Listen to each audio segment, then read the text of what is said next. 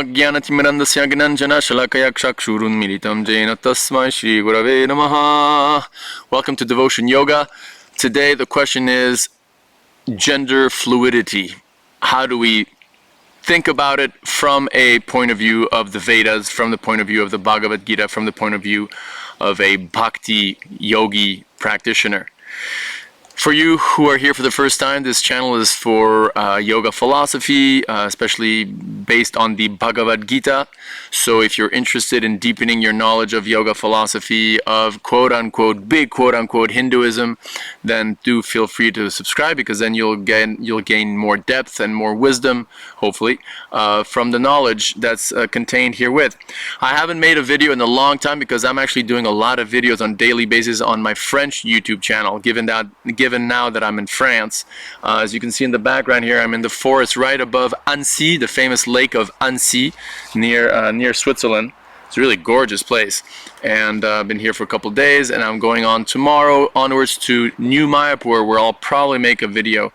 New Mayapur is a rural farm ashram community in central France, and in a couple days is Lord Balaram's appearance day, Balaram being the first avatar of Krishna, according to the Srimad Bhagavatam. And so, since there's this beautiful deity of Balaram at that ashram community, and hundreds of devotees come every year to celebrate that festival, I'm going there as well. So, coming back to this question of gender fluidity, and especially this issue of like identifying with, right?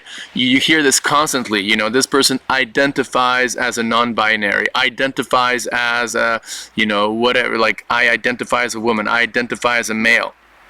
So there's like two basic things, two ways that I'm looking at it, and both ways are kind of legit, I guess, and there's just two different angles. So I want to explain both of them to you, and this is just where I'm coming from. On the one side, I feel like saying, like, oh my God, you're getting even deeper into Maya, even deeper into illusion, deeper into this false idea that you're this body, deeper into your ego by identifying, with some gender that you may not be biologically. All right? And I'll explain that. And then the second thing is like, well, actually, the very use of the term I identify as is actually a progress, spiritually speaking. It's actually progress, spiritually speaking. I'll explain that too. So, coming back to the first point. If we take it as a fact that we are not our bodies, that we're spiritual beings, right? That we're spirits inside physical bodies, that we are jivatmas, to use a Sanskrit term, and that this physical body is just one among millions and billions of bodies that we've incarnated in for billions and zillions of lifetimes.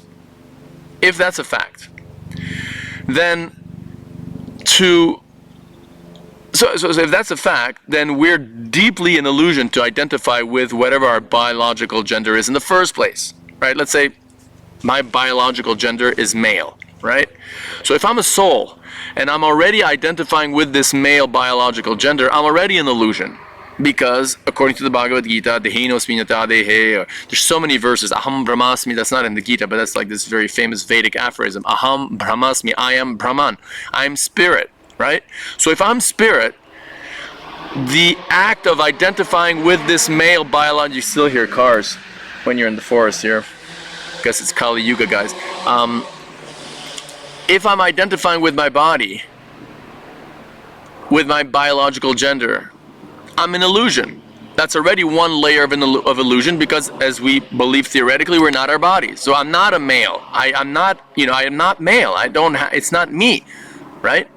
So now if I, on top of that, say, for example, well, I identify as a woman, even though I have a biological male sex organ, then it's like almost a double illusion. It's like, not only are you, misidentifying with the biological gender that you have, but in another way, you're kind of adding another layer and saying, well, actually, I don't identify with this body, because my mind identifies with a woman's, mentality or gender or whatever.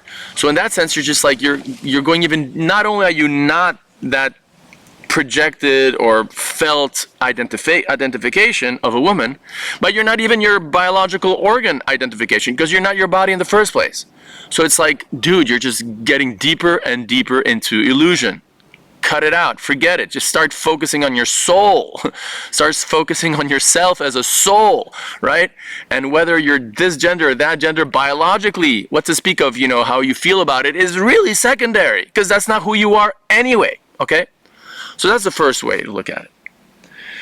Now, the second way to look at it is that, in my humble opinion, however humble I may be, is that there's actually progress.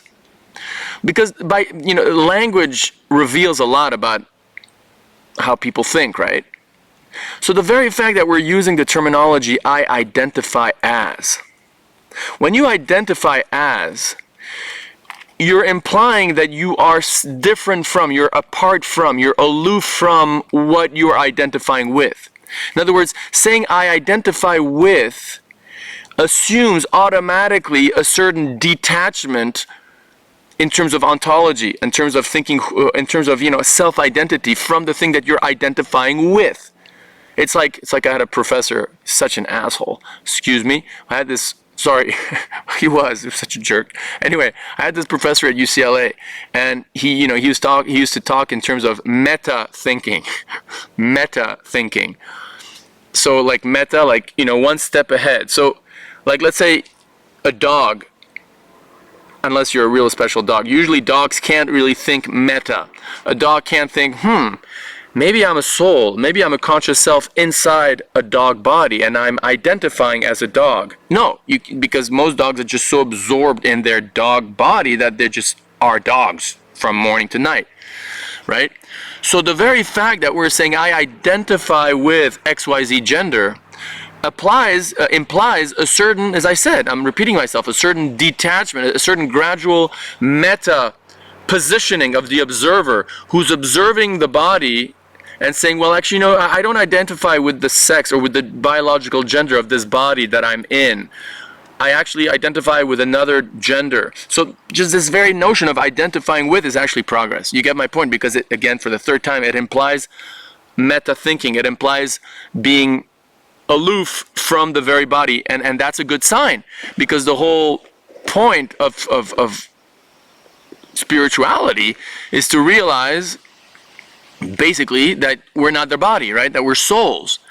So what other thing is there than the first step to identify as a soul than to disidentify with your body, and therefore have the ability to identify, to say I identify with, right? I identify with fluidity, or non-binary, or woman or man.